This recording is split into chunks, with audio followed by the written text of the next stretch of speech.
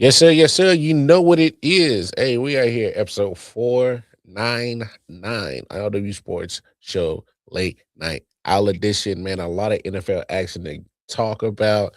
I mean, the divisional round, we're going to recap it, give our takes on it. Championship weekend is this weekend. Hey, it's going to be dope. AFC, NFC championship weekend. Hey, some coaches. I know Randy's excited to talk about the new hire up in up there in East Rutherford. So I know we'll talk about that, all that and more. So hey man, we appreciate y'all tuning in. Hey man, let's get to it. Let's go. Yeah, Solid Hill TDS, what's up? Yeah, come on. I.O.W Sports Network, late night edition. Let's go. Come on. We about to raise the bar. Wild card mark. Everybody grab a seat, cause you know we about to spark. Late night sports talk. Modelo Le Cigar. Man, you don't wanna start. Wild card mark. We about to raise the bar. Wild card mark. Everybody grab a seat, cause you know we about to spark. Late night sports talk. Modelo Le Cigar. Man, you don't wanna start. Wild card mark. Hey. L Boogie with the hot flame, ashtray full of top names, little tree for your membrane. This the 9-hour time frame. I just snatched up a 6-pack, got my hands on a lid pack, whipping up a little batch of snacks. Yeah man, I think I'm all set. Late night, can't sleep, go ahead and just tap in. Better grab you a cold one, and we about to get some laughs in. Wild card on the microphone, he'll hit you with a couple flurries. Y'all need to just strap in for some entertainment sports commentary. We about to raise the bar. Wild card mark. Everybody grab a seat, cause you know we about to spark. Late night sports talk. Modelo Le Cigar. Man, you don't wanna start. Wild card mark. We about to raise the bar. Wild card mark. Yes, sir. Yes, sir. You know what it is, man. Hey, thank y'all for tuning in. Appreciate y'all. Appreciate y'all. Y'all know what it is. Your man Walcott Bar in the building. Hey, my man Randy Weber. I know it's Wednesday, but we're gonna try to give y'all at least a good 45 minutes or a solid hour, some good content. So man, we're not gonna waste no time, man. How you doing, bro, man? What's good? What's good? You muted. Oh, after the Hey, news? Can you hear me? Can you hear me? yeah. You muted yourself. You were so excited that you muted yourself, bro. I know I don't know what to do with my hands. I have all this hope. It's crazy. You do it. Yeah, no, how I'm doing, I'm feeling hopeful. I'm feeling vigilant. Well, you know what? Let's not waste no time. So, hey, man, talk about it, man. Obviously there's been a lot of coaching situations that's going on. People getting fired, getting hired. Um, so let's start with John Harbaugh. I think he was one of the first dominoes, if not the first domino to fall on the coaching carousel. You big blue, go blue Giants, the New York Football Giants, and a Super Bowl winning head coach in John Harbaugh. Man, talk about it, man. Oh, it's the best news that has happened in the Giants world probably since like the Eli years. I mean, and it's just the coaching has been consistently terrible since Tom Coughlin. We had that one really good year with Dayball. Hmm. I still am hot and cold on Dayball. I think he did some things well and some things very badly, but certainly not this caliber of coach. He was never going to be the one that's leading like a consistent top team. And we have someone who is now. The coordinators Kafka and Bowen both needed to go. Uh, Todd Munkin might be replacing Kafka, and I'm all hyped about that. I don't know who's going to be the defensive coordinator, but one of the reasons why I really like this is because outside of the Ravens, because the Ravens and I mean now the Bills, which we'll talk about, beside from those two teams, we would be I think the next team to be very appealing in terms of the roster you already have. You already have a quarterback that looks good. You have Cam Scadaboo.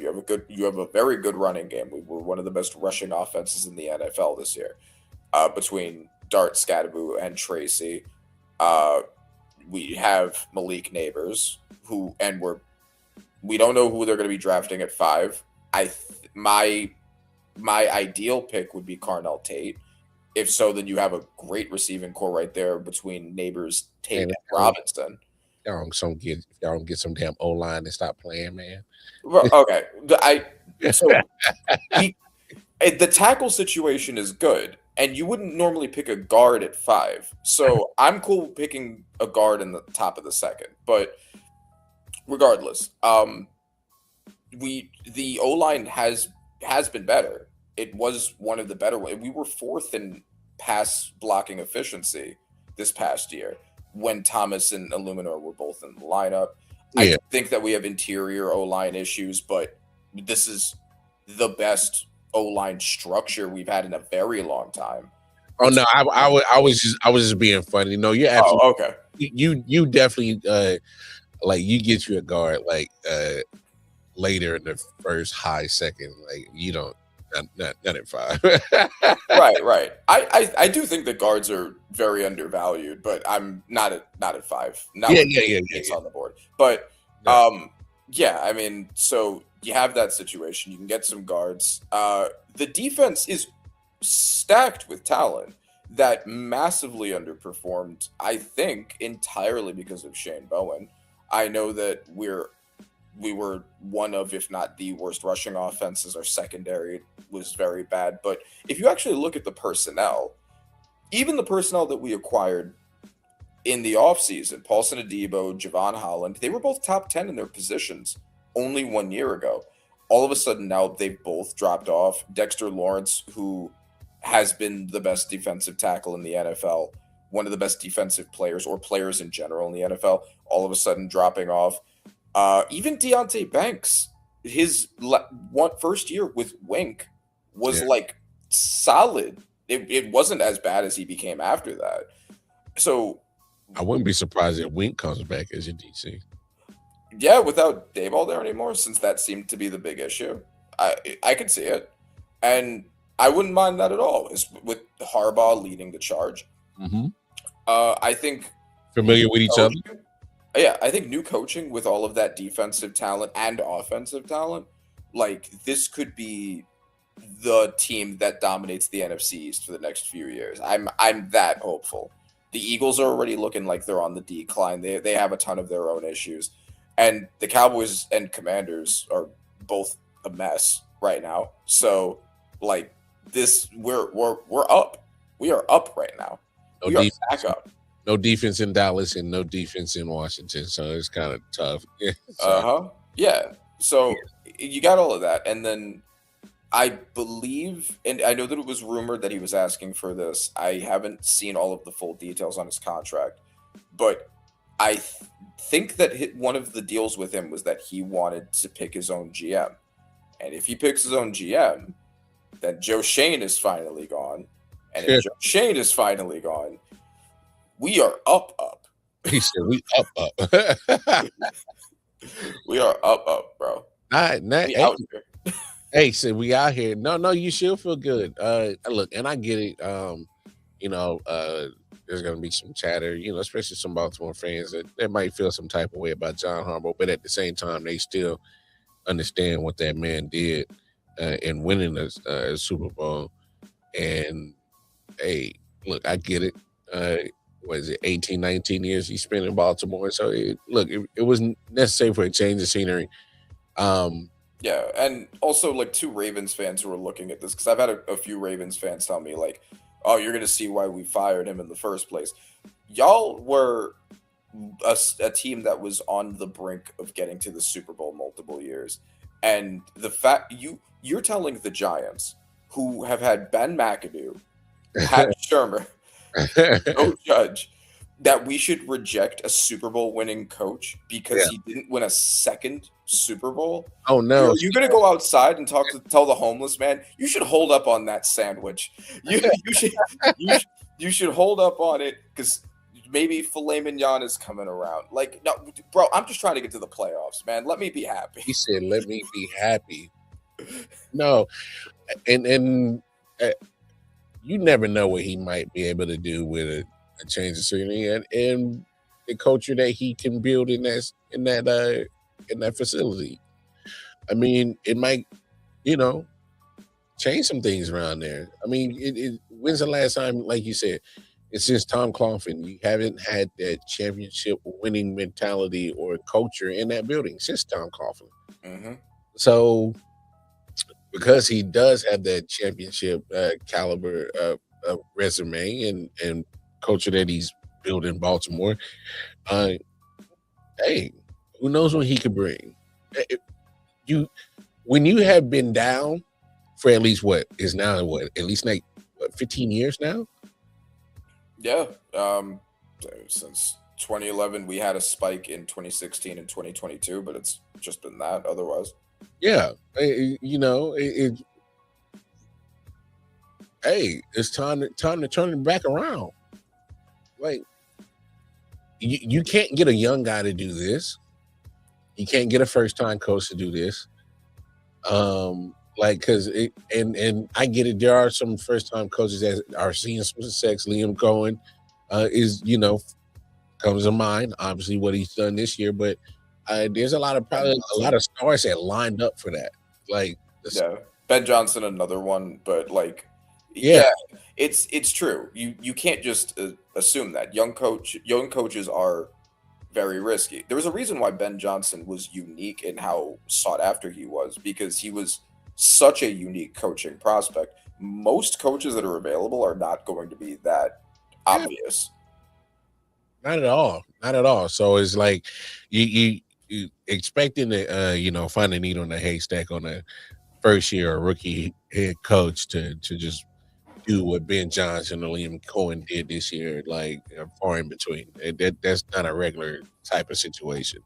So those are anomalies, like a mug. Like so, but no.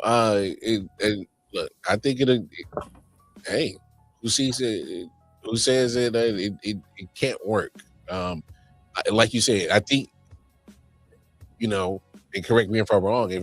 If I'm a Giants fan, just getting to the playoffs is just fine, and I know that's progress. Yeah, it's just going in the right direction. Yeah, building off of it, and that's fine, especially with such a young quarterback, right? Like, he'll get better over time. Yeah.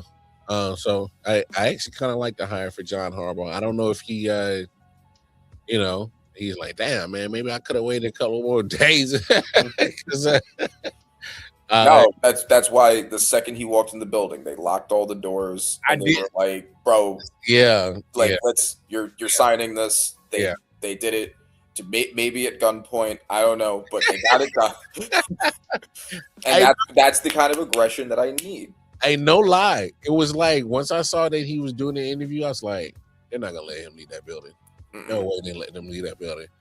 And a few hours later, that's when they reported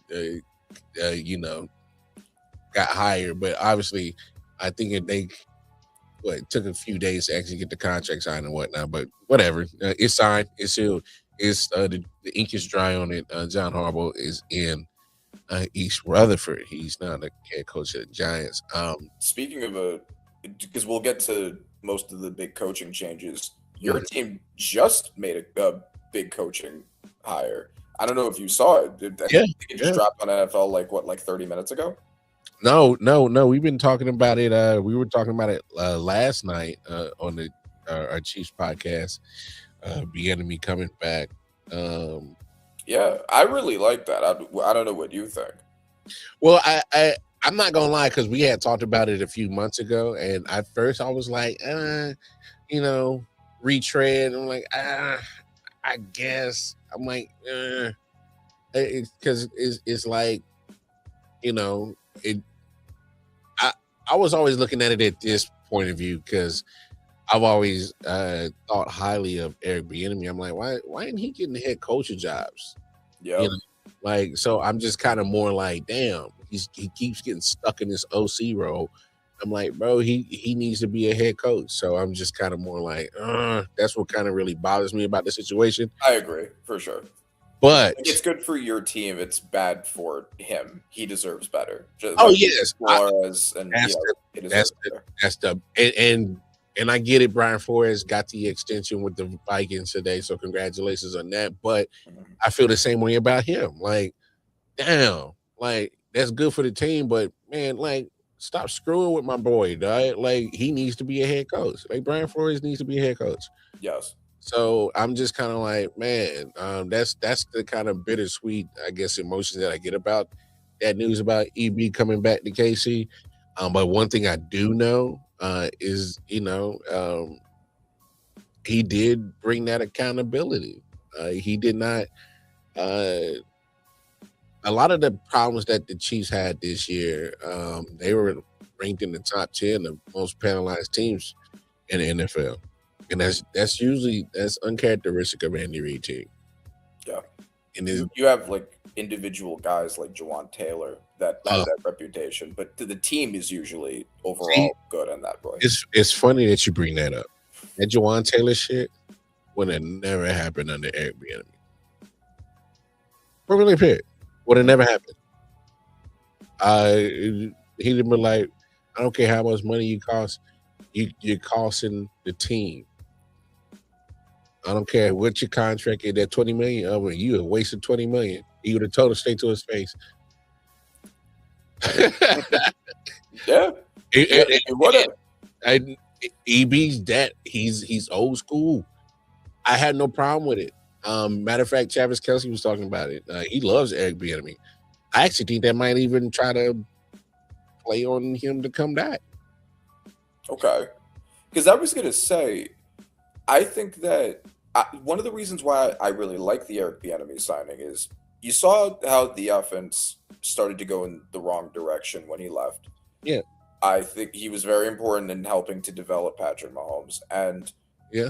I think that going back to what worked in my mind, if I was running the Chiefs, I would look at that and be like, okay, what is the formula that's worked for us? Eric Bieniemy, big part of that. Hmm. A star tight end for Patrick Mahomes, a big body mismatched tight end. I was thinking, I've been doing mock drafts and stuff. I was thinking maybe this would be an ideal Kenyon Sadiq landing, I specifically for that reason. If Kelsey's going anyway, kind of just try to rebuild what made the dynasty work. you know I, what, I know not everyone likes taking a tight end that high. I get it. Randy? No, trust me. And this is why I got so much love for you, bro. It's because I already had that same conversation, and I know I got the same pushback from other people. Okay. Because I was thinking the same. I was like, I know you don't get a tight end at 9. I know you don't. But Sadiq is a freaking nature. Yeah, and I mean, tight ends are wide receivers, right? Like they're not usually deep threats, but they serve another kind of receiving role. You can get someone like a Warren, Man, or who ends up being your lead receiver, or a Bowers. you get to learn from Travis Kelsey for 1 year. Mm-hmm. Just hypothetically, obviously, just crazy scenario. They take Sadiq at 9. Travis somehow gets coached to come back in for 1 more year. They draft him at 9. You get to learn from Hall of Fame tight end, Mm-hmm. and you really usher in your tight end his historic run from Travis Kelsey to Sadiq for the rest of Patrick's probably 9 more years left. So he goes from Travis Kelsey to hopefully a Sadiq. That was my scenario. I thought the same thing too, bro. You can Trust run a lot of 12 personnel for that year too, and that'd be something special for that year. bro. Because like who and say what you want, Travis Kelsey, and I kind of thought he kind of got robbed of some little tight end all pro because I'm like my man was kind of really being shifty out there. Like he actually looked pretty solid this year, movement wise, physical wise. Like he dropped the weight, and so I don't know, man. And trust me, when you just said that, I'm like, bro, I had the same thing already in my mind. Okay. Because here's some of the people that, and not to get off topic, some of the things that I want for the Chiefs. Obviously, I need an edge rusher. I need. I was already thinking tight end. If one of those top end receivers falls to us at 9, take them. If they're sitting there at the board, I think you snatch them. Because I think we still got some question marks on that wide receiver room, despite what we already have here. Trust me, if you watch Chiefs games, you understand what I'm talking about. Mm-hmm. And yeah, then, no, for sure. Receiving is always been kind of iffy in this era of. And if somehow Jeremiah Love just falls 9, I think you snatch him. Okay. Because our running game wasn't great, and I will say this: our running backs were more productive under Eric Bieniemy. So imagine he gets his hands on Jeremiah Love, and that helps Patrick Mahomes. That's what really bothers me with some of the things that with the organization, and it seems like I'm being like a brat because we got 3 Super Bowls, and I partly I kind of am.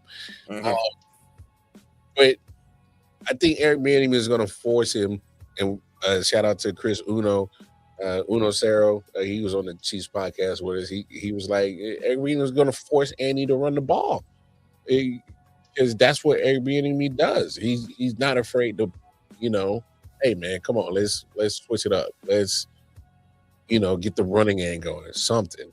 And imagine Jeremiah Love back there that can help extend the life of Patrick Mahomes. He's not taking in all the bruising and beating and not all the workload of the offensive game plan. Come on, man. If you give my man Patrick Mahomes a 1,200 yard rusher year in and year out for the next 5-6 years, oh my God. Load up the trophy case, goddammit. it. I'm just being for real. So Okay. So those are just kind of my thoughts for draft wise for the Chiefs, but we'll see. But yeah, man, this coaching carousel was crazy. I did like the John Harbaugh going to your Giants. I know a lot of people looked at Kevin Stefanski, that hire in Atlanta, kind of funny. I always kind of looked at it this way when I saw that hiring. They're going to keep Jeff Ulbrich, the D coordinator, so that was smart. But with Kevin Stefanski, hey, he's a 2-time coach of the year, and he can get some offense going. So imagine if he can get this offense going. Yeah, it's another pretty appealing roster, and first of all, I do think that it's funny and ironic that he leaves the Shador Sanders team to go to Deion Sanders' team. It's just funny irony there, but yes. I didn't even look at that. Yeah, I mean, it's another one. I mean, the reason why I was pretty bullish on the Falcons going into the season was if Penix ended up being good, which I expected him to be much better than he was. Everything else is more or less in place. You got the O-line, Chris Lindstrom led O-line that's pretty consistently good. You have Bijan Robinson, who might be the best running back in the NFL right now. You have Drake London. You had a generally good receiving group, and you had what ended up being basically a top 3 safety duo, at least in the NFL, if not the best safety duo. Really, the only issue was the defensive line, and then they addressed it. And James Pierce Jr. and Jalen Walker both looked like D-Roy candidates, especially Pierce Jr. So the pieces are there. I do actually really like this signing because I think if you get a good experienced coach who knows what he's doing, if he can develop Penix, and if Penix can stay healthy, you do have a really good team here, and in the most wide open division, especially depending on if Baker comes back healthy, that's like basically your only serious competition consistently right now. I mean, we'll see if the Panthers can be consistent, and that's like you said, that's still up for debate. I mean, Falcons, Buccaneers, Panthers all finished 8-9. I mean, like you said, and don't you rule out them damn Saints the way that Tyler Shaw was playing, man. Okay. You know what I'm saying? And like, just imagine that he started the whole season. Yeah, yeah, I know. I mean, like, I think that he was good. He was definitely good. He definitely had some great comeback moments.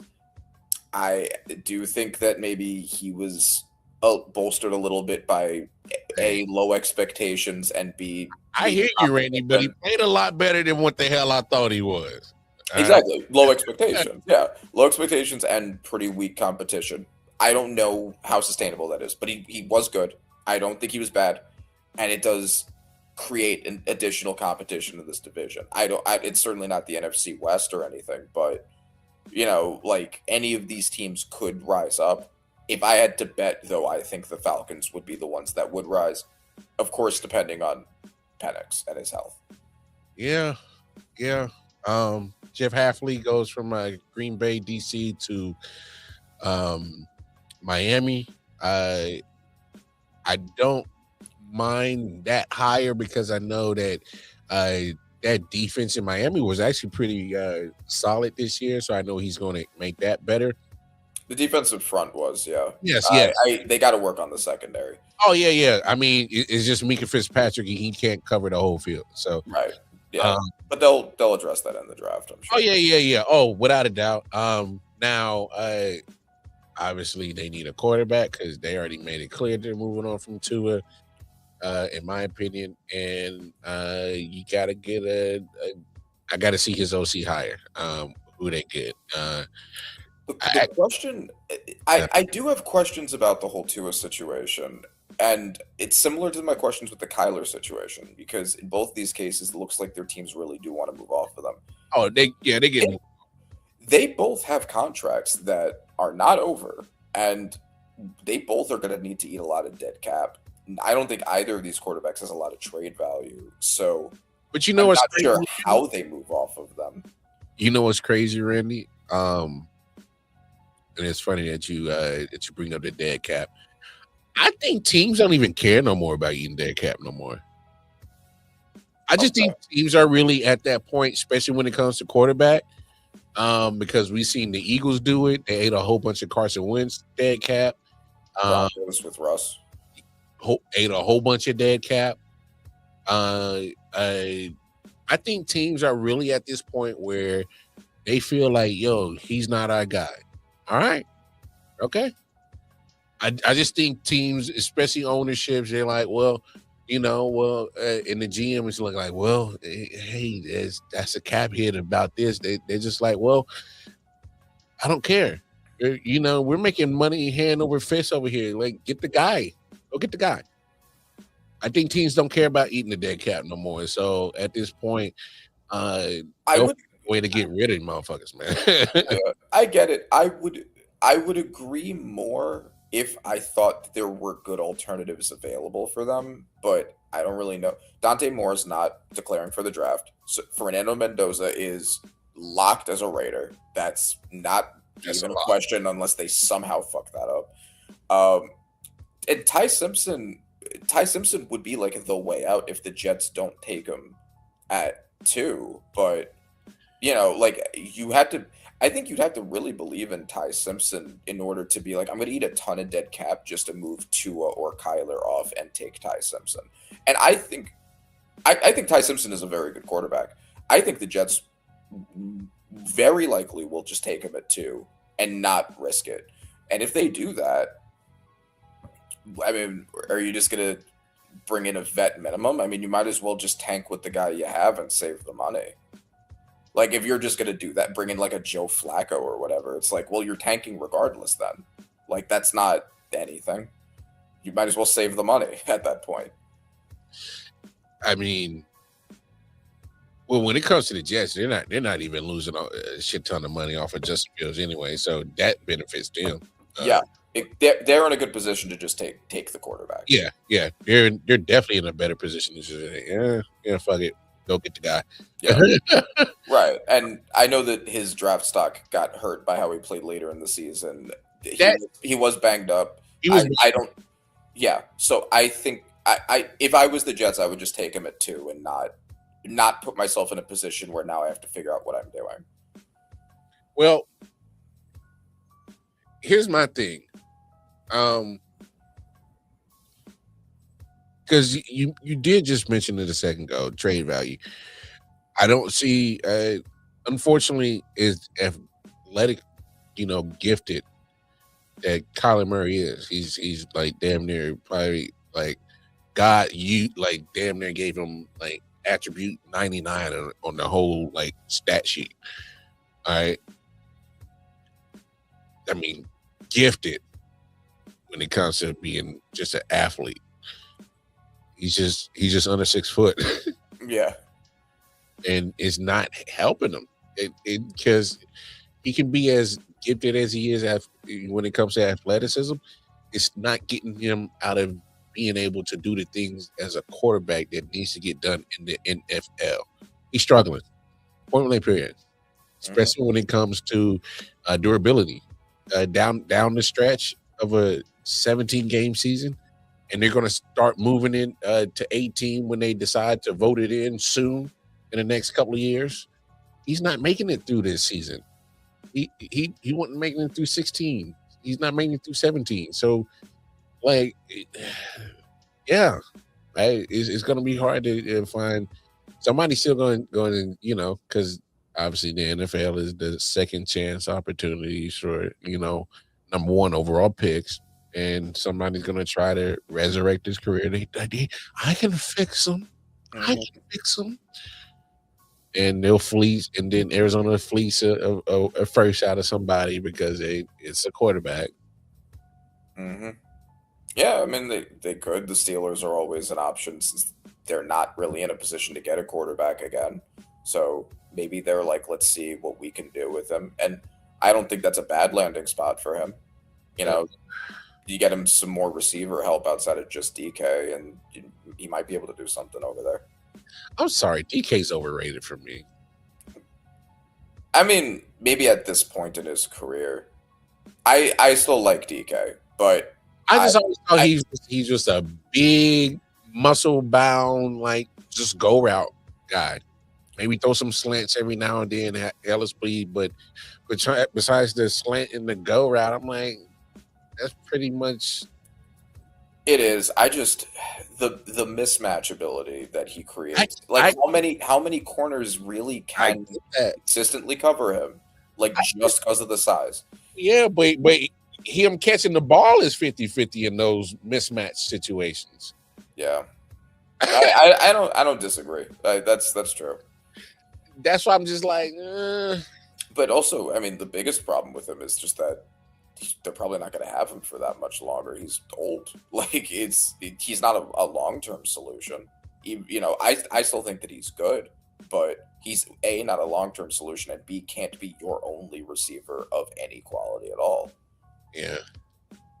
Aside from like your tight end, like even when he's the 3 or 4 games a year you get from him.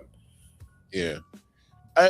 I say this now that Jeff Hafley's been hired in Miami. Obviously, he needs to make that decision if Tua needs to stick around or not, because that was Mike McDaniel's call, or that could have been owner's call.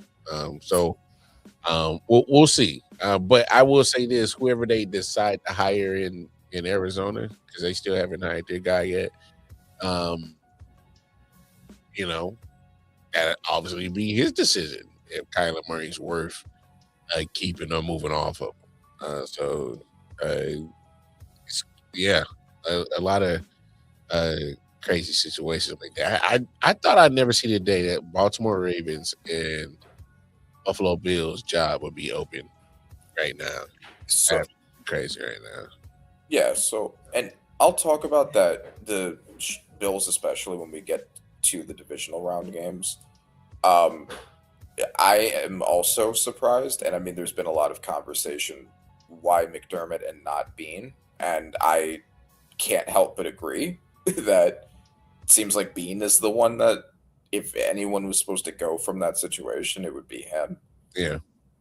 Uh, I mean, it's not McDermott's fault that they never replaced Diggs. It's not McDermott's fault that Bean is so worried about other people's opinions and so sensitive that he calls it on radio shows to argue with radio hosts who are like, "Hey, why don't we have a receiver?" Like, I don't know. I thought McDermott was doing a fine job. I didn't look at that game, and we'll talk about the problems with that game, but I didn't look at that game and think that was a terrible play calling job. You know, that this is terrible talent development. That's why they lost this. So I don't know. I think that McDermott was kind of used as a sacrificial lamb there, and I don't know if moving off of him was the right idea. We'll see who they end up getting. Yeah. Yeah. This is about as good a time to need a head coach as you will have, but I don't know if they're going to find a better one. Yeah, and trust me, because I think you are 100% right in your analysis. I definitely agree with the part that I think Brandon Bean, the GM, definitely needs to holster a lot of some of this blame on why the Bills never got over the hump, because if McDermott is reported saying that this was not a team that was built to win a championship, he wasn't lying. No, this roster was not built to win a championship. It was built to compete to try to get to the Super Bowl. What is not built to win a actual championship. So I also to clarify, it was a good time to need a head coach maybe like a week ago. I don't know if it still is, because Saleh went to the Titans, so he's gone. Most of the most desirable ones are gone, but there are still some coordinator options that I like Kubiak and Shula, that look good. But this cycle, I would say, but now it's starting to run a little thin. I don't know who the best option left is. Yeah. They might take Dayball. Dayball helped develop Josh Allen. Yeah, some of the seats are starting to set up. So, but the crazy thing about McDermott getting fired, look, I because we've had this conversation before, because I was actually 2 years ahead of schedule. I was actually saying, like, man, it might be time to move on, because you keep hitting the glass ceiling, same voice. And I understand that he's brought a lot of regular season success, playoff appearances. I understand that, but it's like, bro, you keep glass ceiling, and we got to remember that he is a defensive minded head coach. Like, defensive side of the ball was his forte, and there were times where his defense was just not good. And yes, Brandon Bean is part of that problem, because he was getting old past their prime ass defenders. They're old and slow. Mm-hmm. Yeah, Joey Bosa, which ended up being a solid 1 year cheap addition, tying for the lead in forced fumbles, looking like a comeback player of the year candidate. But I mean, this 1 year, you're not signing him again. He's going to be 31. So what, I don't know, what did that really do in the long term? You need to develop people. The rush defense, the rushing defense, one of the worst in the NFL. And this is something that I was thinking about with the whole Bills thing. People forget that the Bills are not a very well-run organization. And the reason that people forget that is because a lot of sins get forgiven when you have an elite quarterback. It's a real thing, and the Bengals have benefited from it too, because they got into Joe Burrow. Now, to the Bills' credit, when they got Josh Allen, he was not good. They got him entirely off of trades. He was raw as hell, and they developed him. So they do get credit for doing that. But having an elite quarterback show up on your team does make people forget how bad an organization is run. And like the Bills have never been a well-run organization. uh like and there are some teams where it just seems like things always work out for them, and there are other teams where it seems like nothing ever works out for them. Like I think the Patriots and the Seahawks is like the organizations, things just seem to work out for them. And then you look at a team like the Jets, where it's like, or the Browns, where it's like nothing they do works ever. It's just even if it seems smart on paper, like the Aaron Rodgers stuff that the Jets were doing and the way the defense looked, all it just fell apart. Just curse, I guess. And then they're the Bills, and it's just like, which organization are they actually more like in terms of their operation and processing? It's like they're not really more like the Patriots and Seahawks. They're more like the Jets and Browns. At least they're closer to it, but they happen to have an elite quarterback, so they get to the playoffs. They get to championship games, and it's like, okay, we've kind of forgotten that there's a lot wrong with the way the team is run, and that's why they haven't gone even further. Bengals, same thing. They have been historically one of the most worst run franchises in football, and then they get Joe Burrow because they get the first overall pick. He's basically plug and play. They don't have to do much, and he gets them to a Super Bowl. He gets them to a championship game. He's been injured, but what in the past couple of years we've started to see, because they haven't succeeded, like, oh, this is not a well-run team. They just got lucky because they have Joe Burrow. And that last year was the best example because they couldn't even make the playoffs with him balling the fuck out. 3 years in a row they missed the playoffs. At some point in time, Mr. Joey B, who likes to win, is going to get sick and tired of missing the playoffs. Yeah, I don't think he wants a team that's fighting with their only good defensive player over chump change. I shouldn't say they're only good, but like by far their best over chump change, right? Like it's just like, okay, well we're never going to win anything, I guess then. So yeah, I think that's I think that Sean McDermott was the sacrificial lamb, and I do think we also need to have a Josh Allen conversation, which we will when we get to the games. I don't know if you want to start talking about the games now. Yeah. Because let's jump into a divisional round first.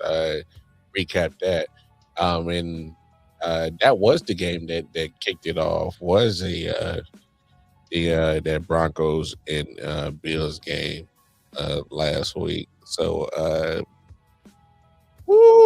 went into overtime.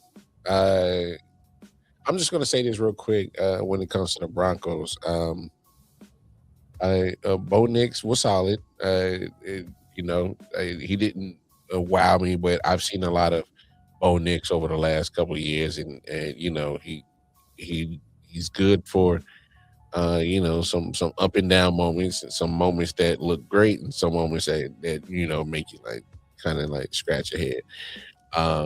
But obviously that defense, caused a lot of turnovers, but they still gave up 30 points. So I'm like, But I will say this, and about the Bills, man, it was right there for you. It was right there for you. But we just got to just be honest about this situation, man. All right. And this is directed towards the actual media folks that just love to just hype your man up. All right. I get it. You want to put him on a pedestal. Cool. I like Josh Allen. I think he is actually a very talented quarterback. He's, I once compared him to the white Cam Newton, because Cam Newton was a problem for at least a stretch of 7-8 years. He was a problem. All right. And when you got that type of body type and athleticism and, a threat when it comes to your feet and your legs, and literally that's a problem. You're hard to sack, and you can throw the ball damn near a whole 100 yards. I'm exaggerating, but you can like you got a cannon under the arm. Like that's a dangerous combination for a quarterback, and for him to have that many overthrows, underthrows, turnovers, and that silly turnover before the halftime was the kicker for me, because it looked like some goofy ass circus, like Three Stooges movie. Just I was just like, the hell are you doing, Josh Allen? Mm-hmm. No, I think that the reason why Sean McDermott, I think more than anything, was the sacrificial lamb. I think part of it is obviously they seemed, for whatever reason, wanted to promote Bean. Cannot imagine why, but they did. They promoted him. Yeah, they did. They looked at that situation and was just like, you deserve a raise. I was like, all right. I didn't see what you saw, but okay. Bro. Yeah. Josh Allen is obviously a very good to great quarterback. I think he's a great quarterback. He is very boom or bust. We've seen a lot of that this year. I mean, the game against the Falcons, the game against the Dolphins, the first game against the Patriots. He can give you that 6 touchdown game that he had against the Buccaneers, and he can also give you a mess. And he can give you somewhere in between, right? Like we're at like 4 touchdowns, but also 3 turnovers. Like he's very capable of just that kind of boom or bust play. And he basically has always been, since being developed and being this echelon of quality quarterback, he has always kind of been like that. The only reason he wasn't last year when he won MVP was because they focused so much more on running the ball, which was part of James Cook's ascension. And so him doing less led to less turnovers. I mean, if you look at the stats in the playoffs last year, like he was pretty often under, but not even just the playoffs, just all season. He was very often under 200 passing yards, and they won, and like that's fine. But I do think that, especially with Josh Allen, especially with the way the Bills fans see him and the way the NFL sees him and the way the media sees him, he is basically not allowed to be criticized. If he ever loses, it's somebody else's fault. Always. And he has one of the best running backs in the NFL. He has the lead rusher. He has a very good offensive line. His receiving situation does suck, but he also has one of the better tight end groups. Like he's not alone out there. Yeah. Like, it's really just the wide receivers. Everything else on his situation is fine. Pretty solid, yeah. Yeah, so, and then, the rushing defense was bad. The passing defense was one of the best in the NFL. Granted, part of that is probably also because people were running the ball. The numbers kind of get skewed because of that kind of stuff, but whatever. Like, he was not in a bad situation. He was not on a bad roster the way that, like, Burrow was last year, where it was his receivers and nothing else. I think that they really need to have a serious conversation about Josh Allen, and the media doesn't want to have that. And when I say serious conversation, I don't mean like cutting him or trading him or anything. That would be insane. But like figuring out how to minimize his turnovers and maybe just being more of a rush first offense, which does seem to work more often than not. Mm-hmm. Like so many of those turnovers were very obviously Josh Allen's fault. The only one that wasn't was the McMillan play. Yeah. And I also want to know what you think of that. What do you think of that call and also the PI calls at the end? I'll say this. So the interception, that last one, the McMillan play, the next day they had a play in the Rams and Bears game. where I can't remember who the person. I think it was Devontae, where he kind of made a catch and uh, the defender had almost kind of did the same thing that McMillan did and got his arms in there and took the ball away, but the receiver's body is on the ground. Uh, and they called that a catch in the Rams game. And I was like, whoa, you got to go back to the night before and call that the same way. If you call it an interception the night before, you got to call it an interception now. So, again, here we are in 2026 as a calendar year, but 2025 season, where we have no idea what the hell a catch is. We have no idea what it is because the refs don't know what it is. Yeah. Because they're not referencing it as a what is a catch. So they until they figure out what the hell the catch is, they still are struggling for the last 100 and almost damn near 6 years that they've been having NFL around. Still don't know what the fuck catch is. So. Right. And like, yeah, no, it's true. The reffing is very inconsistent. I don't even necessarily, both with the McMillan play and also with the 2 PI calls, I don't necessarily look at them and be like, that is egregious, right? Like, I think you could look at them and be like, it's gray area enough where I can understand in all of those cases why they went the way they did. Now, the problem is consistency, I think, more than anything. Oh yeah, consistency is the problem. Now, here's where I might be in the minority when it comes to the PIs. It didn't bother me because I'm like, when you get grabby and you start taking a receiver's arm away for them, restricting them to try to catch the ball, they're gonna throw the flag on you. So I'm kind of like, so I mean, you know, I get it. Like, so for me, when they're both hand fighting. But at some point in time, when the ball is in the area to try to catch it, and you like got my man's hand, I gotta throw the flag on you. Yeah, exactly. And like PI especially PI is one of the easiest to beat. It's one of the most subjective kinds of flags. Like I've seen so many very egregious PI calls. Some very egregious PI misses. Saints fans certainly remember. Oh yeah, they're still mad about that. Yeah, exactly. I'm still mad about the one from this year. I think it was Andrew Phillips. The one from the Giants Eagles game. I'm still mad about that. I will never not be mad about that.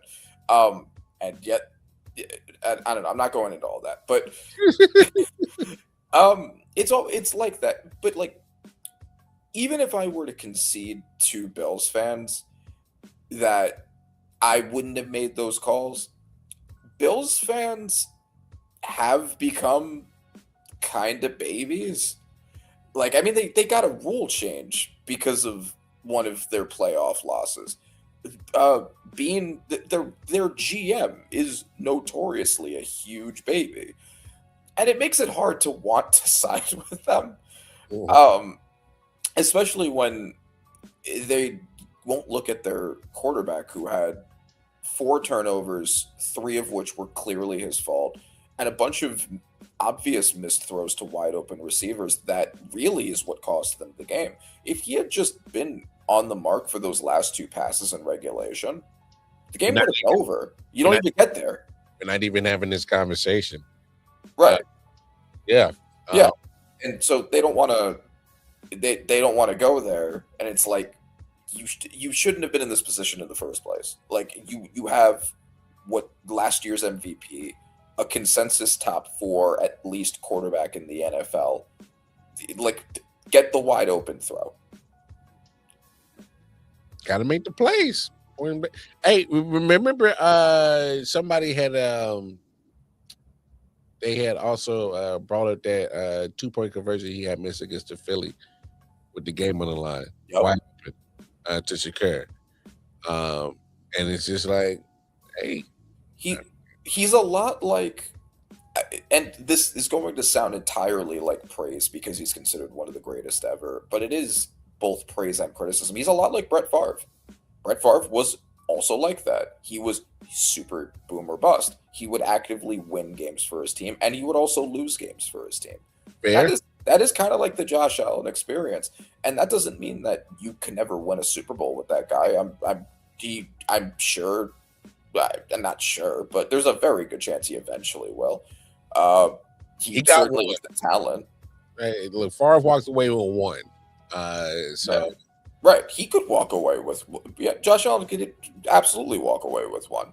But will he lead a consistent dynasty without the consistent efficiency? That I would be less confident in. But walking away with one, absolutely within the cards. As for the Broncos side of it, yeah, Bo Nix, I do think played well. I think that he played better than expected. I mean, he put 33. Like I don't know. I thought that he had a good game. Not an elite game, but a good game. I don't think he was considerably worse than Allen. He might have even been better within the context of that game. I do think that he's a little underrated. yeah. He has his bad games, he has his bad moments, but he's capable of some very good play. Nah, I feel that.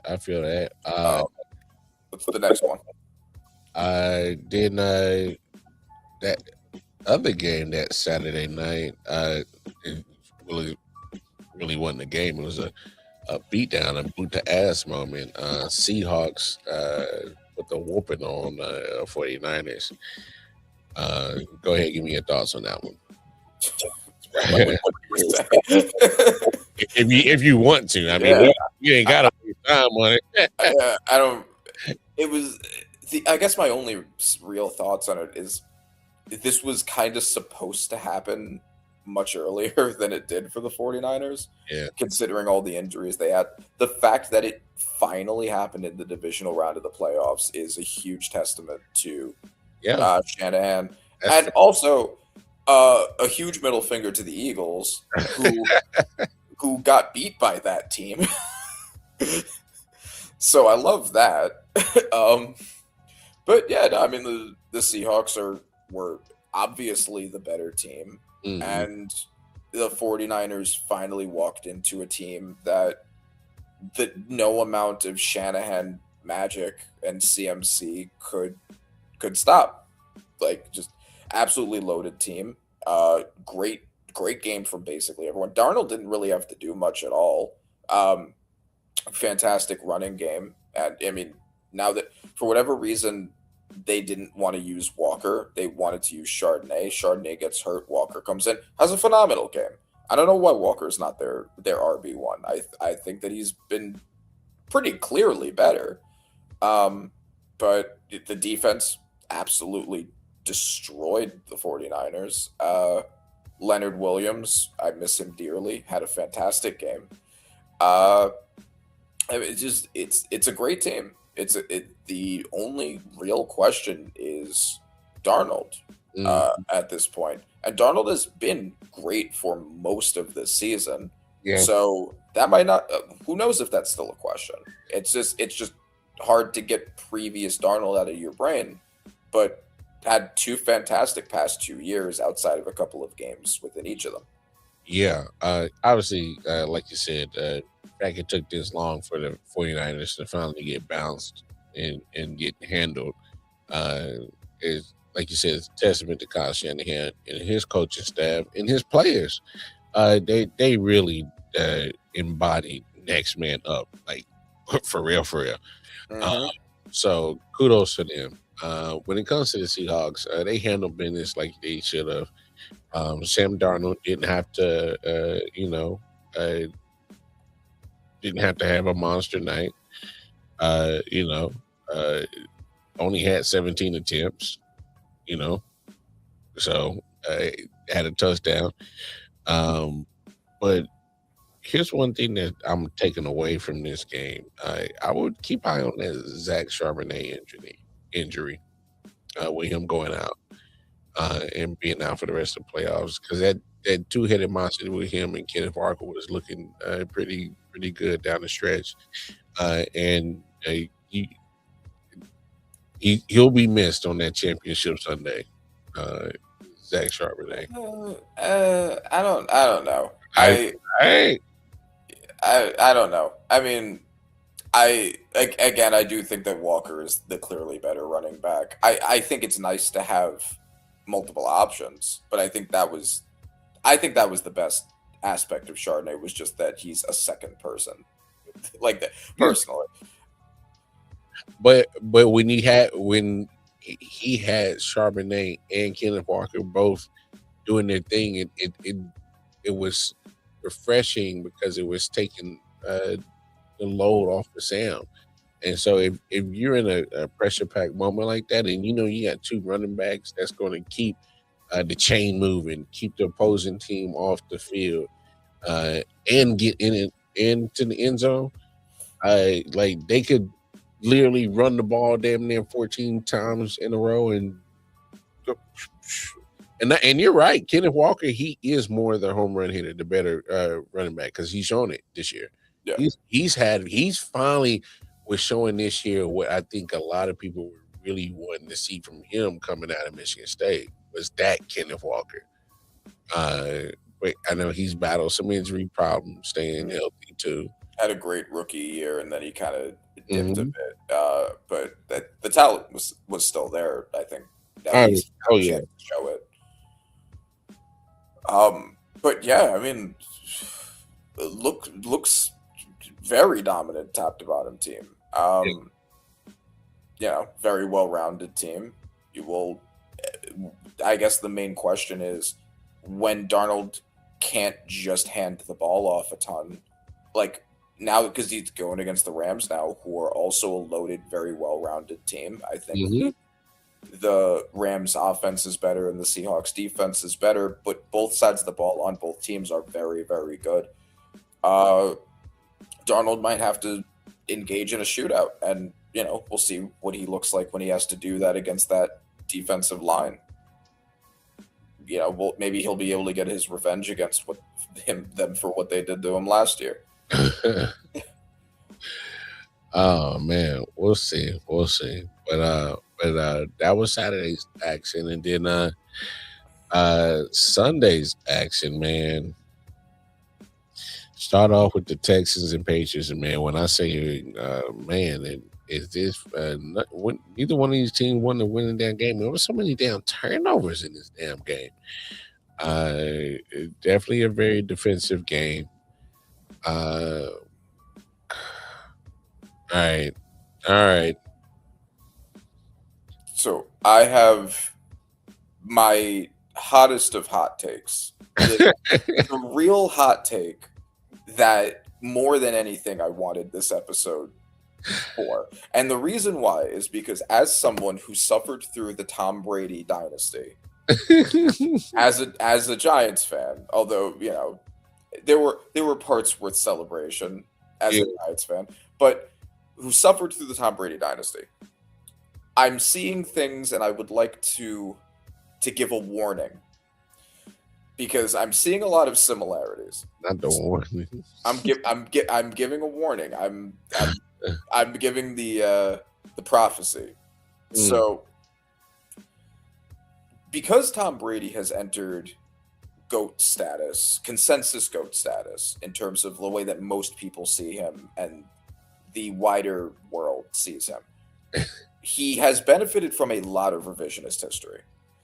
And when I say that, because this happens to like the GOAT of almost every sport, right? Like they become mythologized. Tom Brady has entered that and become mythologized. But he didn't retire that long ago. So most of us were alive for when he was playing. And a very, very common criticism of him when he was playing was that he very consistently benefited from an elite structure around him and on his defense, and he would win many, many games that he individually did not deserve to win. Playoff games, regular season games. I mean, everyone remembers Matt Castle. not having started a football game since high school, entering that same structure and winning 11 games.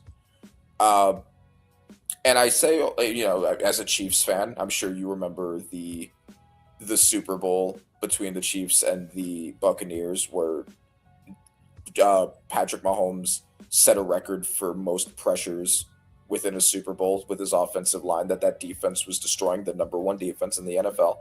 The Seahawks definitely remember another one that Tom Brady's defense won for them. So I say all of that to say this. Are you not seeing a potentially familiar pattern with the Patriots recently? Oh, Lord. So the regular season, they benefit from the easiest schedule of the 21st century. Yes, he said that. Oh, it is. Like, statistically, it is the easiest schedule of the 21st century that they had in the regular season. The only good and healthy team that they beat was the Bills, who they split with. They beat the Ravens, but they didn't have Lamar. The Buccaneers were starting their implosion, and that was basically it for any team that was anywhere near the playoffs. I think that's correct. You can correct me if I'm wrong about that, but I think that's correct. So anyway, they go into the playoffs, and now we have to look at what they look like against better teams. Yep. A historically bad offensive performance from the Chargers offense, with Justin Herbert leading an offense to only 3 points behind third-string offensive linemen. A historically bad Texans offensive performance, which we will talk about, with 4 first-half interceptions. Jared Stidham. And then they're going to be in the Super Bowl. After all of that, this looks eerily familiar to the Tom Brady years. The sheer amount of luck for Drake May to get to the Super Bowl, which he probably will now. Sheer amount of luck. I mean, the insane amount of luck. And let's look at what Drake May actually did in those 2 playoff games. Against the Chargers, he led his team to 16 points. He had 5 sacks. He had 2 fumbles and an interception. And one of those fumbles was recovered by the other team. One of them he got bailed out of. In this game against the Texans, 5 turnovers, 4 fumbles, and 1 interception. He got bailed out of, I think, 2 of those fumbles by his teammates, but 5 turnovers. And if you think about the amount of possessions he was given with easy field position by C.J. Stroud. Oh, Lord. The fact that they still barely won this game, a game that was within a score up until basically the end, does this not look familiar to you? Man. He was under 60% completion percentage in both games. Oh, man, it was bad. He only had 179 yards in one of them.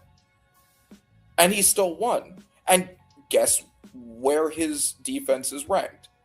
Top 8 in yards, top 4 in scoring. And maybe that's inflated a bit by all the bad teams that they got to play, because that helps the defense too. But I'm just saying that averages to about a top 7 defense, which is what Tom Brady averaged throughout his career. Oh, man. Drake. It's happening again. Drake May, he should be happy that the opposing quarterback is C.J. Stroud. Because C.J. Stroud, for the second week in a row, did all that he could in his power to make sure that his team was offense was not going to be efficient. Because this man, if for the life of the Texans fans, stop playing with the emotions, CJ Stroud. I don't look. I think it's time to end the conversation, bro. Yeah. I don't know. I don't know if CJ's it's almost like the rookie season was so far long ago now. That was 2 years ago, but it seems like it was forever ago. What that CJ? Where'd that CJ Stroud go? So I have a friend that works at PFF, and I was talking to him about this game, and one thing that he's in my one of my fantasy football groups, one of many, and he I asked him what he thought about CJ Stroud, like what he thought about that whole thing. Like, did he think that the Texans had the ability to fix him with a benefited offensive line? And what he said was, if you actually look at his rookie season, he had one of the highest what's called turnover worthy plays. People just didn't catch them. He had some of the highest turnover worthy plays, but also some of the lowest interceptions because they would just bounce off players' hands. Just luck. There's a good chance that this is what CJ Stroud kind of always was, and he just got insanely lucky in his first year. I think he was clearly better, right? Like even considering that, I think he was clearly better in his first year than either of the two that followed. This is probably his worst year, even worse than last year. It's been a steady decline. I think that the fact that the offensive line has been as bad as it's been has hurt his development. I think that he plays very flinchy. He plays very his processing always seems off now. Like it seems like he feels like he has to get the ball out in like 0.01 seconds because he's so used to having such a bad offensive line. But a lot of those mistakes are not because of his offensive line. Like the one interception that he threw where he just kind of yeeted it up while he was being hit. It's like, why would you throw that? Like, you turn around, you don't look, and you just yeet it up. Like, if you know you're being rushed and you're about to be hit, throw it to the side. Or just take the sack. You were up. It was 10-7. The Texans were up. Why are you doing that? You know what's crazy? It killed all the Texans' momentum offensively because they just had a scoring drive right before that. They had a good drive, and CJ actually had a couple of throws on that drive. I was like, okay, CJ. And then he turned around and did that yeeted. I said, what the hell are you doing, bro? Yeah. And CJ Stroud does that. He gives you those, what the hell are you doing? He just looks lost out there. And I mean, this last year is really going to be his test. If the Texans do what they should have done in last year's offseason and really fix that offensive line, I'm talking absolute haul of new personnel there. I mean, Trent Brown is probably not getting re-signed. He's a free agent. He's older. Get a really good right tackle. Get a really good center. Get really good guards. Ariante Ursary looks fine, but like outside of that, all new personnel. All of them. I'm so serious. Yeah, free agency in the draft, like just spam offensive line, and then see what he looks like after that. That's fair. If he looks like this again, you're going to be looking for a new quarterback in the draft. Yeah. Like, you're not going to give him an extension after that. You have a Super Bowl caliber defense. You have a good enough wide receiver group. This is a win now team. They can't afford to be held back entirely by their quarterback. Which is, I mean, yeah, I think the same thing of the Vikings. That's what I've been saying about them. Like, they're a win now roster aside from their quarterback. This looks like that too, except the offensive line is also bad. And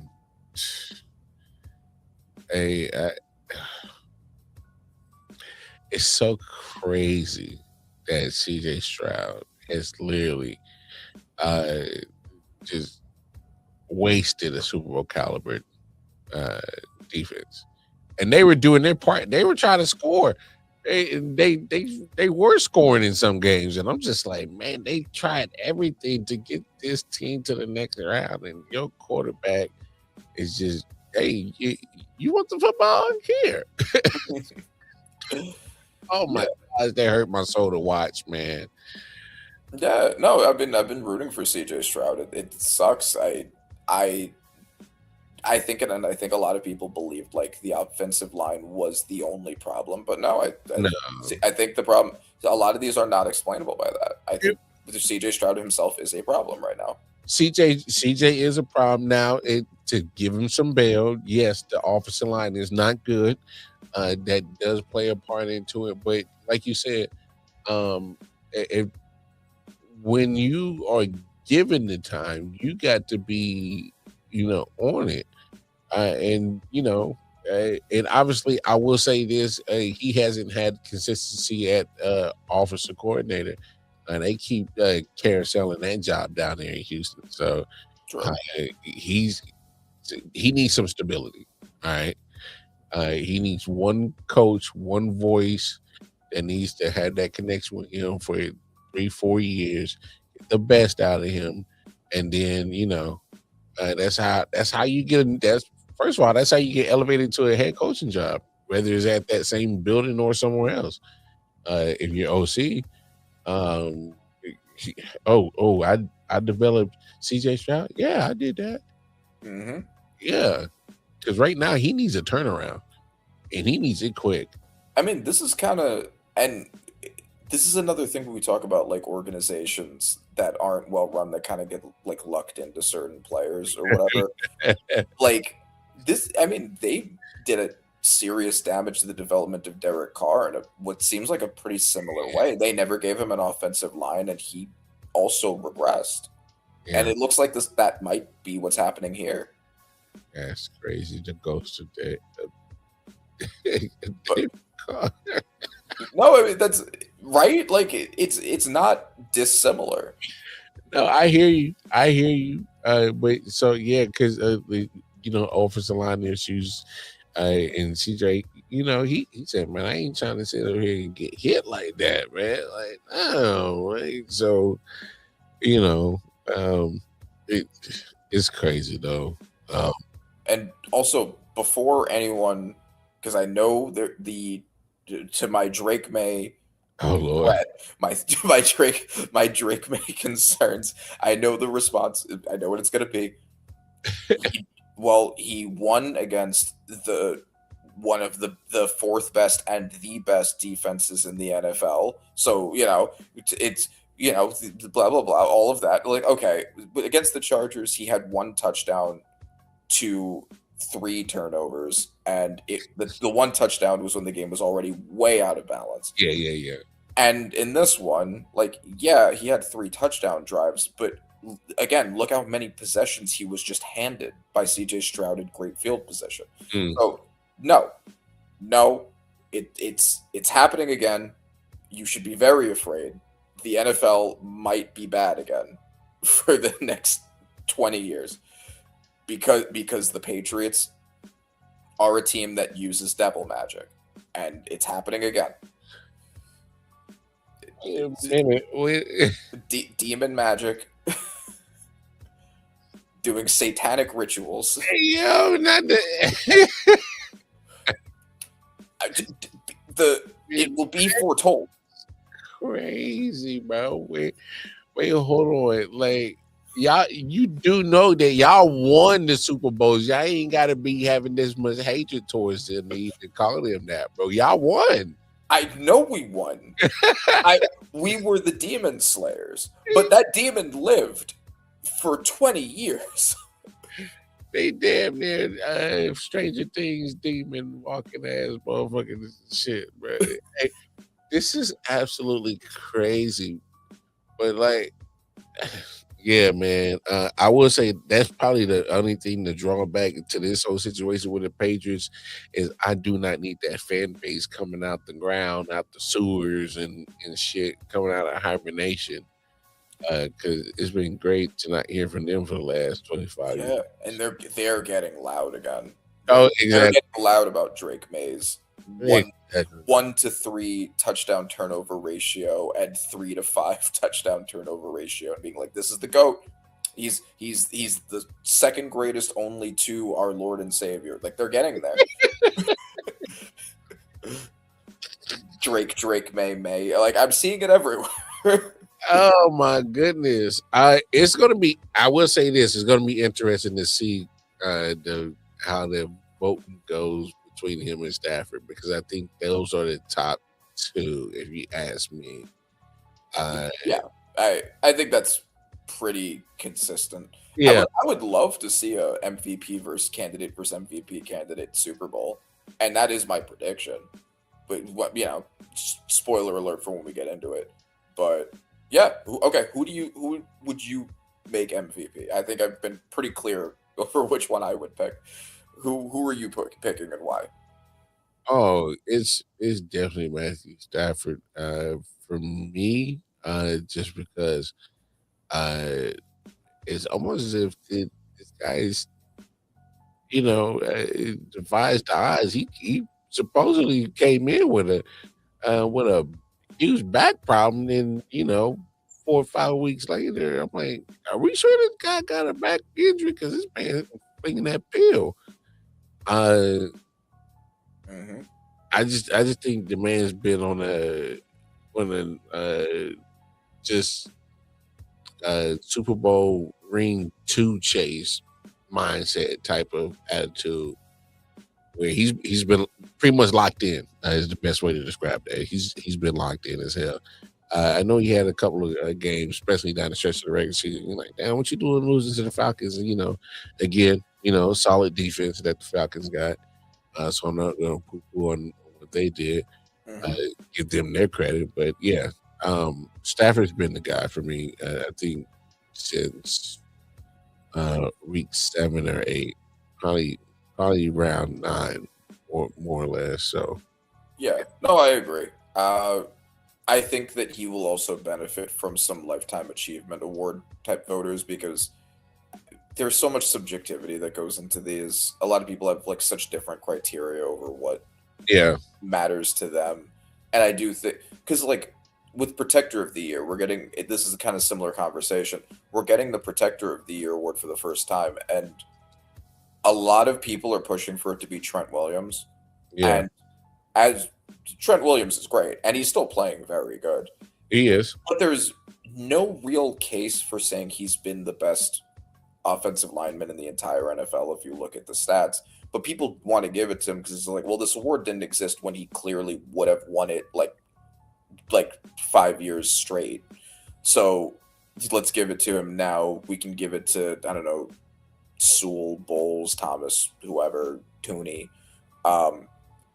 Humphrey at like another time. We want to give it to him now. And like, I get it. I do think that Stafford's going to kind of benefit from that same, narrative driven, because MVPs are so often narrative driven. Yeah. If Stafford's going to retire after this year, we want him to ride to the sunset with an MVP and potentially a Super Bowl appearance or even win. And they might manufacture that. Now, I think he deserves it regardless. I think that if he won it, it would be the correct call anyway. But I do think he will benefit from that aspect of it. Manufactured or not, he's the best candidate. Yes. Exactly. No, you got a point. And speaking of Matthew Stafford, man, that game between the Rams and the Bears, man, that I absolutely enjoyed that football game, man. Absolutely enjoyed that. So just to be fair, that's how I roll. I think Caleb Williams made some great plays, but you can't make those boneheaded plays in the crunch time. Can't do that. Right. That interception was bad. He really just kind of just whoop. Right. So, and it's funny because the Rams won the game, but I feel like there's much more conversation about the Bears. Even though they lost, there's more to talk about with them. The Rams played a steady-ish game. Stafford didn't have a great game because the defense really did hold him. Uh, but he played, he didn't turn the ball over. He played efficient football, and that was enough to get the job done in this case. Yeah. Caleb, after last week when I had said he had one of the best throws I've ever seen in my life, that throw, yeah, from last week where his feet were wrapped up and he was falling and he got the first down pass off to I believe Loveland. The pass to tie the game in regulation is probably the greatest pass I've ever seen, and I can't say that hyperbolically. Like, I don't want to say that hyperbolically. I screamed at my TV. I screamed what the fuck at my TV. I'll keep it 100p. I was like, what the fuck? Yeah, no, that and see, that's the things that you look at Caleb and you like, yo, that's great. Who makes that throw? Who does that? Like, those Mahomes Rodgers comparisons look pretty spot on right now. And I can't think of anyone besides maybe those two. And that's what I'm saying, Randy. Like, he's doing stuff that literally you probably count on one hand of guys on this planet Earth that could do that. And I'm just like, oh, okay. My bad, dog. I should have never doubted you. I was talking shit about you for the last year and a half. I thought you was a buzzing. No, bro. No, Caleb Williams is out here doing some crazy things, but but you can't follow it up with the boneheaded interceptions. Like, he airmailed that bitch, dog. No, he's another boomer bust guy. Like, and that's it's actually a pretty similar conversation to Josh Allen, because he's, in both cases, they're both capable of some absolutely insane shit, and then it's this like oh shit, Caleb, and then it's like, ah shit, Caleb. Like, it's hey, that tone switch up real quick. Right. Real quick. Same thing with Josh, right? Like, it's that same feeling. And like a lot of people blame DJ Moore for like a bad route run that led to that interception. It was kind of, I guess, hard for me to tell, but maybe it was a mix of both. But yeah, I mean, like, as soon as the Bears were down, I put money on them, and they've done it every time. And then the one time I put money on them to end up winning doesn't happen. Because of course it doesn't. I don't know. But it's like football analysis. It's the offensive line has given him a great infrastructure. The receiving core has given him a great infrastructure. The fact that he has the time to make those superhuman throws is also a testament to that offensive line. And I think that this team, they didn't make it this time. They were so close. This team is going to be a serious threat for a long time. They have a young quarterback who's capable of doing that shit with one of the best O-lines in the NFL, one of the best receiving groups in the NFL. Yeah. They have a defense that's able to get takeaways like crazy. They just got to build up the D-line to get some stops. And yeah, they have not just a really, really good coach, a young coach. Yeah. They could have him for a while. He could have like a Tomlin like Tomlin like career with him. Yeah, I mean, yeah. It looks good now, for sure. I made it to the second round of the playoffs. I definitely give them credit on that.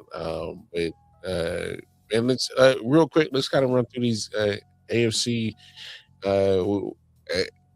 I mean, if you want to go ahead, throw some picks for AFC, NFC, who's representing in the Super Bowl, man, and talk about it real quick. Break down the AFC Championship game. Obviously, Broncos without Bo Nix, ankle got jacked up in last game against the Buffalo Bills. They take on Drake May, New England Patriots. So man, the aforementioned Satan magic. I know, right? Yeah, Jared Stidham is starting for the Broncos in this game because, of course, that's what would happen next. Yeah, I mean the Patriots are undoubtedly going to. Well, not undoubtedly. We could get a super random Jared Stidham masterclass a la Nick Foles. Don't do that. Don't speak that in existence, bro. Don't do that. Oh, I'm speaking that because I would be so happy if that happened. I don't think it will, but oh damn, wouldn't it be great? Yeah, I mean like the Patriots are the very very heavy favorites because Jared Stidham is out. I think that if Jared Stidham plays well, because there's been the whole system quarterback, you're uplifted by your own line and defense narrative around Bo Nix. Sometimes he's deserved that. Sometimes he hasn't deserved that. This is going to be a test for that narrative. Like, how much do we actually believe in Bo Nix? Is it really him? I think it is really him. But if Jared Stidham balls out, we'll have to look at that. With like, is it just another Sean Payton masterclass? We'll see. But yeah, Patriots are the favorites there because of the quarterback. Rams and Seahawks is, I think, the more interesting game. And the reason it's the more interesting game is we've seen both of these teams, again, who are absolutely loaded with talent on both sides of the ball. We've seen them both beat each other in the regular season. This is the rubber match. And I am inclined to say the Rams win because I think that because the defenses are both great, the receiving groups are both great, the running backs are both good, the offensive lines have both been pretty good. I know that the Seahawks have had sometimes some issues here and there, but much better than last year. I think that it really just comes down to which quarterback do I trust more, and I trust Stafford more than Darnold. And that's the tiebreaker for me. So I'm giving it to the Rams there, and I do think we are going to get a battle of the MVP candidates, which is also, I think, a good thing for the integrity of the voting, because I don't know when the voting is officially over, but I wish that the regular season awards were given before the playoffs started, because they're not supposed to include the playoffs, but I'm sure that sometimes they do. I'm sure that they do want to avoid like a Dirk Nowitzki situation where they give the award to him immediately after getting eliminated. People so many times it gets conflated with like, oh, but this guy's never won a Super Bowl. This guy's never made it to the Super Bowl, whatever. When it comes to like Lamar, for instance, it's like we can't give that guy an MVP. It's like, well, that's not what this is for, though. Yeah. So because they're literally giving out that MVP literally the night before the weekend of the Super Bowl. So right. So if Stafford and May are going against each other in the Super Bowl, then at least it both the intrigue of that and also like, well, this couldn't have influenced your vote because they're both here. Mm-hmm. Yeah, I mean, I think that would make for a fun Super Bowl, and I do think that is what we're going to end up getting. What are your predictions? Broncos going to need a miracle. As good as their defense is, you can't move the ball on them. You can't score on them. I don't think they're as dominant as Houston's defense. So even Bo Nix, had he been able to play or didn't get injured, it's still been rough sledding. But he would have made a couple plays here and there. So you do lose that capability right there. Jared Stidham, I don't know how the hell he's still around in the league, but I guess every team needs some backup. So, yeah. Good luck with that. If he wasn't going against a Patriots defense that's actually pretty solid in themselves, and they're playing underrated. You know, Mike Vrabel. I mean, you know, he was going to have the defense, right? So, I don't like Jarrett Stidham's chances.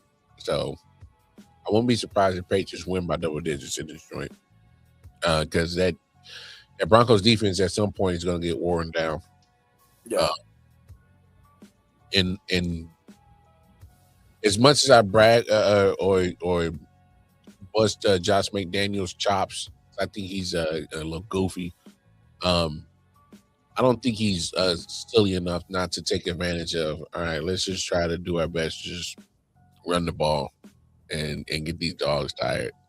Because at some point they're gonna have to cave in. Because they got Jerry Stidham, bro. Yeah. Right, exactly. It's like he's not doing much. Just keep the defense on the field for a while and just get them tired. Exactly. So Patriots, we're gonna have to hear that crap from them.